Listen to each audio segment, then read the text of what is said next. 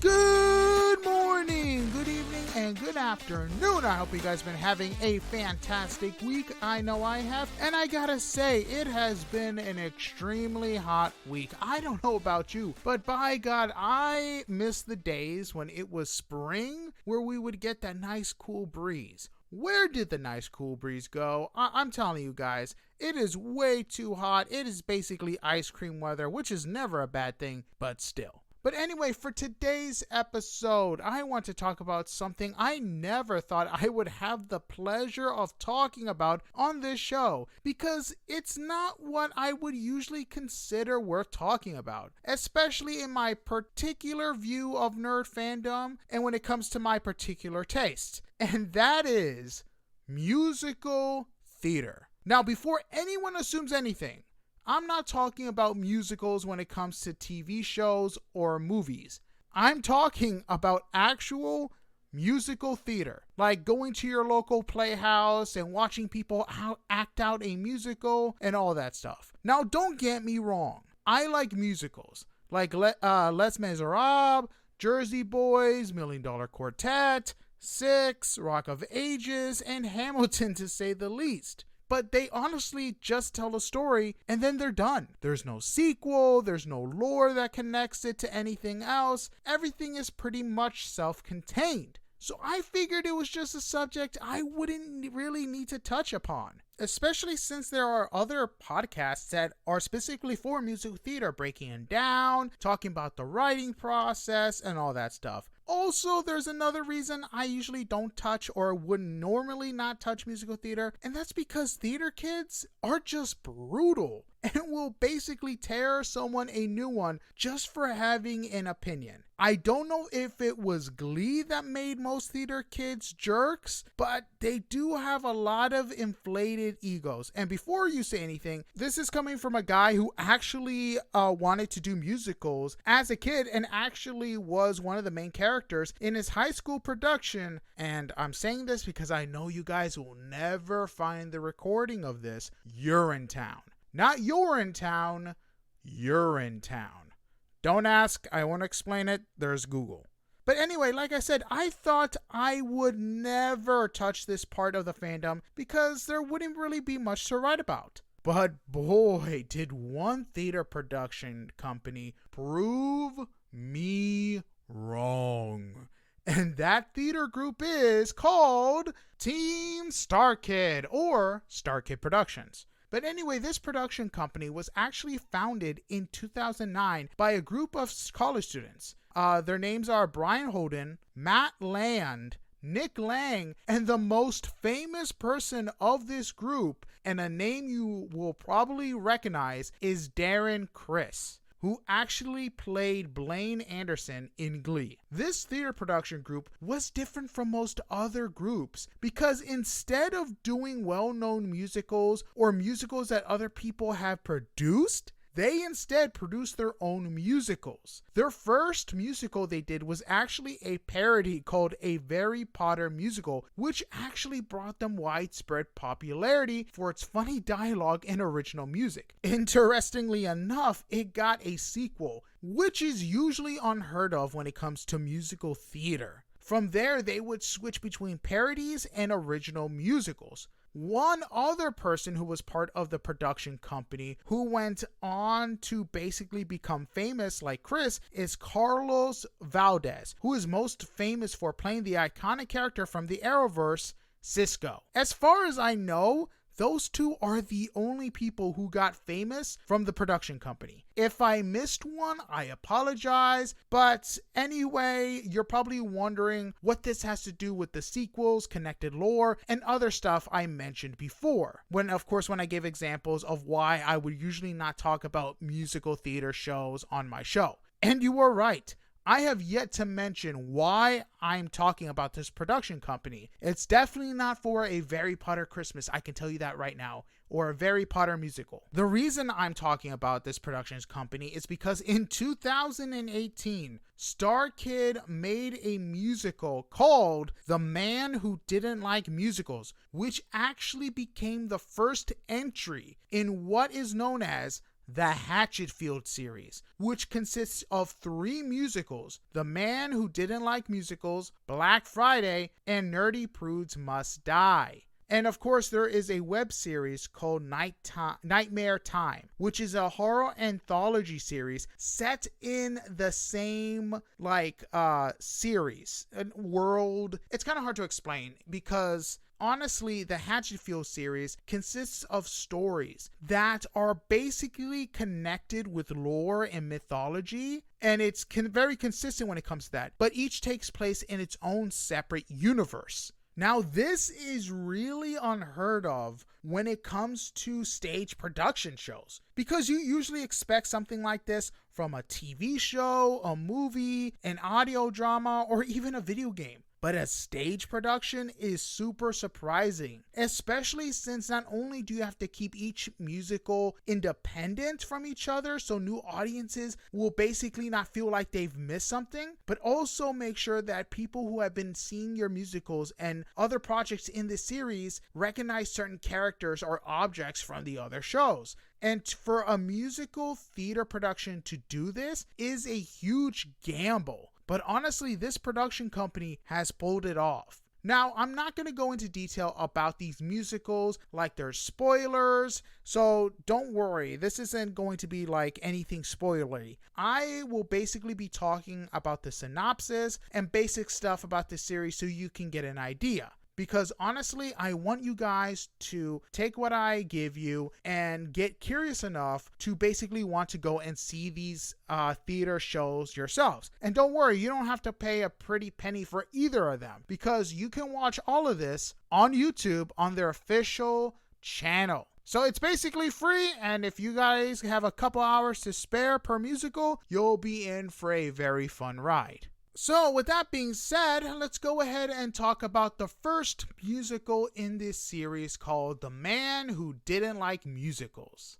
Now, this is the first musical in the Hatchetfield series. It's basically a comedy horror musical following the story of Paul, a regular guy living in Hatchetfield. And as the title may suggest, he is not a fan of musicals. However, his life takes a dramatic turn when a mysterious meteor falls from the sky, triggering a musical pandemic in the town. Now it's up to Paul and his friends to prevent this musical apocalypse, leading to a series of hilarious and thrilling events. Now, I will say this musical was surprisingly fun. It did have its ups and downs, which makes sense considering that it's the first musical of the series. And honestly, as far as musical goes, it's not bad and it's very entertaining. It did have a few slow parts and character subplots that I really thought were unnecessary, but the rest of the musical did make up for this. It also really felt at times that they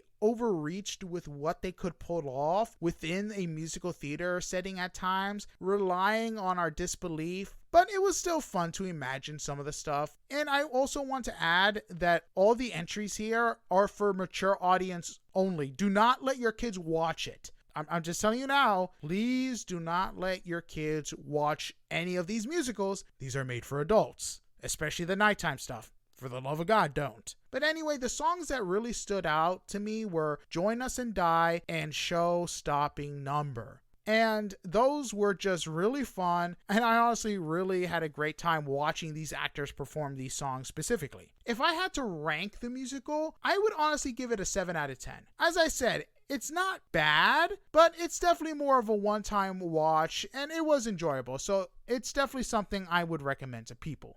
Now, the next entry in the series is called Black Friday. Now, as I said, these musicals all take place in the same town, but in different storylines and their own separate universes. Now, there will be some callbacks to The Man Who Didn't Like Musicals, but you can tell that it basically shows what could have been is some events had not taken place and went on their separate path. If you guys are familiar with Loki, think of it like a different branch in the sacred timeline. Black Friday, again, is the second entry of the Hatchetfield series and somewhat of an improvement of the previous musical. But in my opinion, it was worse than The Man Who Didn't Like Musicals. This musical is basically about the shopping day from hell, when the holiday season's hottest new toy, the Tickle Me Wiggly, hits the shelves and the city of Hatchetfield goes mad for it. That's when Tom Houston, Lex Foster, Becky Barnes, and a few familiar faces must fight through a sea of murderous mallgoers to save humanity from an interdimensional being with a taste for chaos. When Wiggly comes to town, will the world survive Black Friday? Now, while saying that it's worse than The Man Who Didn't Like Musicals seems like a bad thing, it's honestly not. I did enjoy this musical, and the beginning definitely was an improvement on its predecessor. However, I did feel like it suffered from the same problem of trying to be too big in the sense of the setting, which really made the story seem jangled and rushed at times. Now, there was probably only one song that I really thought stood out, and that was, and it's ironic because it's the same name of the musical, Black Friday. The rest of the songs were okay, but honestly, the song Black Friday really stood out, especially when it came to the emotion of the actress portraying the character. Now, this musical actually introduces everyone to the black and white. The black and white is a place that exists outside of time, space, and dimensions. This ends up being the common theme in each of the musicals. And like I said, common lore, and it's the same rules that apply when it comes to the black and white, which makes things interesting. And the villain of this musical, Wiggly, was probably the most interesting villain and a huge upgrade from the previous villain, which of course I'm not going to say because spoilers. My only complaint is that we did not get a lot more of Wiggly in the sense of the character. And if you watch this musical, you'll understand what I'm talking about. But if I had to rate this musical, I would honestly give it a 6.4 out of 10. Not bad, but the setting was way too big for what they wanted to say. The story felt junky at times, and it did feel rushed. But in the end, it's not a bad story. It's very interesting and had some good characters. And as I said before, it's good for probably a one-time watch. Now, the next entry in this series is The Nightmare Time. And this entry is actually very interesting because I think originally this was supposed to be more like small live productions, but this basically happened when they were doing this during the pandemic. And because of this turned into more of a web series where they were basically performing these stories through, I guess, Zoom meetings and all that stuff. So sometimes while watching it, you understood why. Sometimes the audio didn't really match up, and sometimes things were janky, which honestly, I don't blame them. They actually produced and did this during the pandemic and gave it to audiences who, of course, if you guys remember during that time, were basically craving for anything new to keep them from getting bored while we all stayed home. Well, almost everybody, us healthcare workers at the time, had to still work and love our jobs while doing it.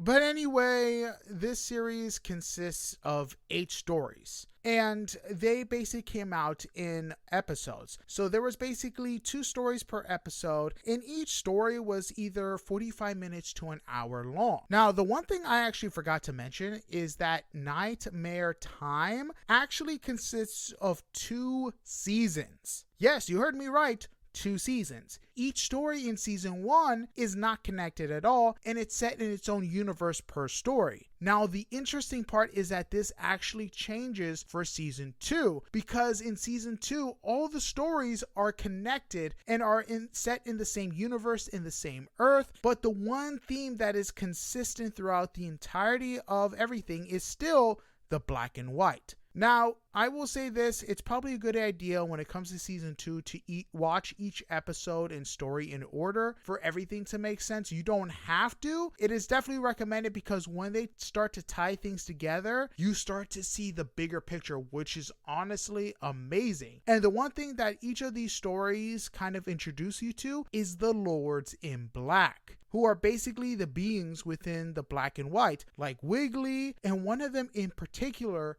called Pokey. And it's actually kind of funny because Pokey actually connects to the man who didn't like musicals and connects that musical to the black and white. I would definitely recommend checking out each episode to learn more about each of the beings that are basically introduced. And as previously stated before, you do not have to watch all the musicals or Nightmare Time to understand each entry. It just helps to get a better understanding if a name is mentioned and all that stuff. Starkid at this point is really good at making things feel connected, but for someone who's unaware of the connections, it basically gives them information as if they were new and you basically didn't need to understand it at all. If I had to give Nightmare Time a rating, I honestly would give it a 7.5 out of 10. Some of the stories were utterly amazing. Some of them were okay, but it definitely brought a new understanding for the world of Hatchetfield. And again, because each of these episodes were basically online and produced during the pandemic, I got to give them credit where credit is due. And I can't really criticize the way they did it because, again, the pandemic was a crazy time, something we're probably going to tell our children, our grandchildren about the adventures and stuff we had to do during the pandemic. But anyway, moving on to the next musical entry in this series, and that's going to be Nerdy Prudes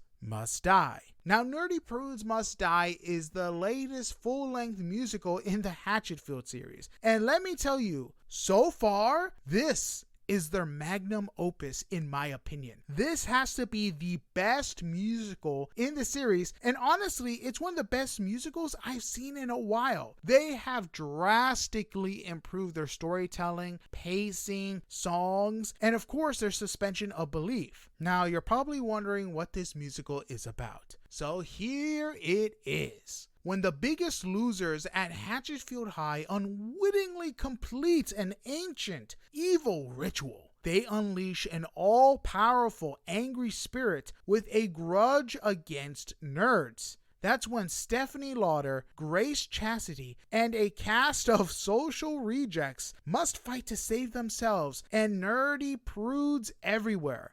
But can any of them survive the fury of a bully from beyond the grave? Now, let me tell you, this synopsis does not do this musical any justice because it is, in my opinion, the best musical in the series and actually a pretty good darn one as well. The pacing in this musical is nice because it doesn't seem to rush. Because the story is a lot more contained, we are able to connect more to the main characters and get entranced into their lives. This is what Black Friday failed to do, and the man who didn't like musicals tried to accomplish with some success. One of the best parts of this musical was the mystery behind the history of Hatchetfield. And yes, I know that rhymed. And how it connects to the black and white. And with this musical, less was definitely more. The acting in this was amazing, with each actor bringing their A game and really selling you on the characters. The music was a huge improvement on the other two musicals, and it felt like it belonged to a high production Broadway musical. Now, I'm not saying the other ones didn't, but this one definitely stuck out more, and the songs here connected better to the story. And honestly, I enjoyed a lot more of the songs here than I did in the previous musicals. Songs like High School is Killing Me, Literal Monster, Cool as I Think I Am, Bully the Bully,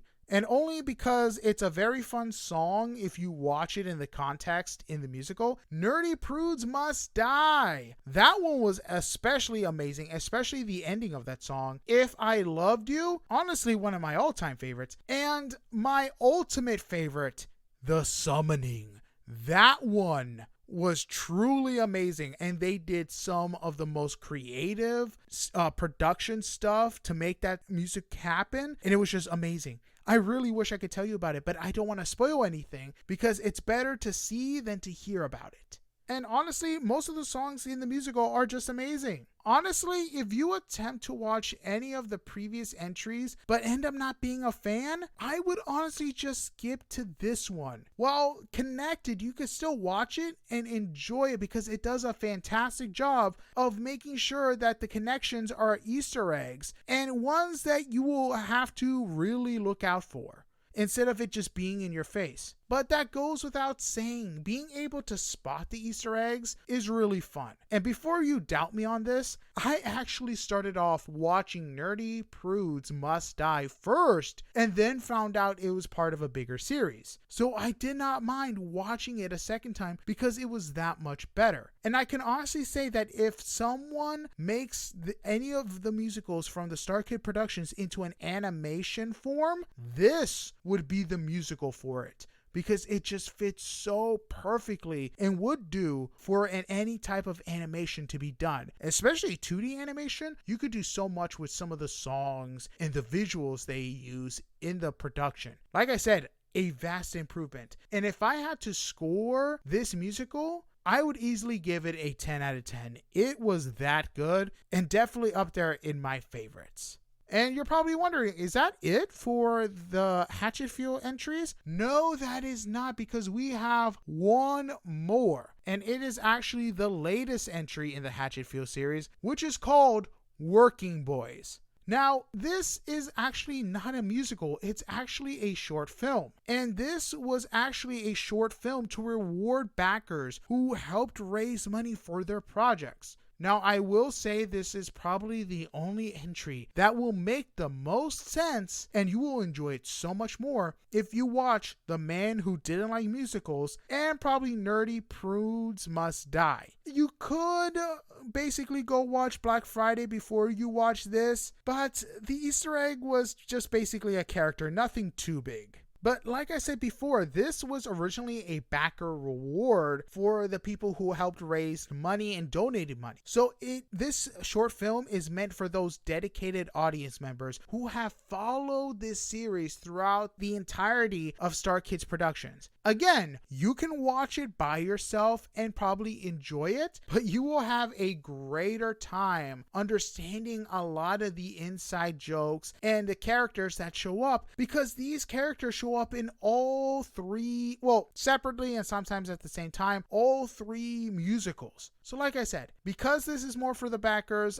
I would probably watch the three musicals before watching this one. Or honestly, you don't even have to watch this one if you don't want to. Now, the synopsis for this is, all right, boys, go along. The stage is set and Professor Henry Higgins has been waiting in the wings when the Starlight Theater agrees to produce Henry's new musical as part of their local writers' workshop. They get a show-stopping number that's more than they bargained for. Now the people of Hatchetfield are up to their butts in it, and 5 o'clock can't come soon enough.